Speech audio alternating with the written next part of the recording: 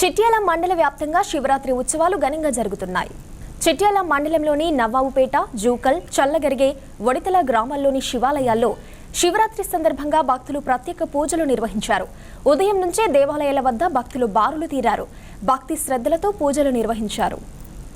గ్రామాలయం నుండి శివాలయం వరకు ఎదుర్కొల్ల కార్యక్రమం, తదనంతరము ఈ శతఘటాభిషేక కార్యక్రమాలు ఉంటాయి.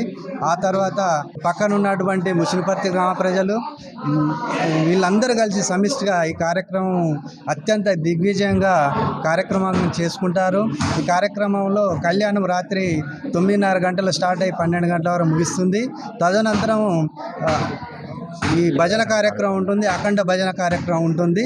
చివరగా పూర్ణాహుతి కార్యక్రమం, ఇప్పుడు శతఘటాభిషేకం తర్వాత హోమము, పూర్ణాహుతి కార్యక్రమం కూడా ఉంటుంది. ఈ కార్యక్రమంలో గ్రామ ప్రజలందరూ, మహిళలు సాయంత్రము ఈ నిష్ఠతో ఉపవాస దీక్ష, జాగరణ కార్యక్రమం ఉండి కిక్కిరిసిపోయే జనంతో ఈ ప్రాంగణం అంతా కలకలలాడుతుంది. కాబట్టి ఇప్పుడే కాకుండా గత 50-60 సంవత్సరాల పూర్ణంలో అత్యంత పురాతన శివాలయం ఇది. ఇక్కడి గ్రామ ప్రజలు ఈ విశ్వేశ్వర స్వామిని నమ్ముకొని పాడి పంటలతో అందరూ తులదూగుతూ ఉన్నారు. సుఖ సంతోషాలతో పాడి పంటలతో తోలుతూ ఉన్నారు. ఈ చల్లార గ్రామ ప్రజలే కాకుండా సనాతన ధర్మంలో భాగంగా సమస్త లోకము సుఖ సంతోషాలతో ఉండాలని మా గ్రామ ప్రజలు కోరుకుంటున్నారు. ముందు చాలామంది ఎవరు రాకపోయేది. ఆ భగవంతుని కృపతోటి ఇప్పుడు అందరూ స్వామిని దృష్టి మరల్చాడు. 2010వ సంవత్సరంలో మా తల్లిదండ్రులు తాటిపల్లి లక్ష్మయ్య, తారమ్మ గారు, వాళ్ళతో పాటుగా మేము కూడా మా దంపతులము ఇక్కడ పూజల కార్యక్రమంలో పాల్గొన్నాము. అప్పుడు దాతలందరూ కూడా కర్రె సుధాకర్ రెడ్డి గారు, తిరుపతి రెడ్డి గారు, సమ్మిరెడ్డి గారు, వీళ్ళందరూ దాతలు సహకరించి ద్వయస్తంభ పునఃప్రతిష్ఠ, శివలింగ పునఃప్రతిష్ఠ జరిగింది.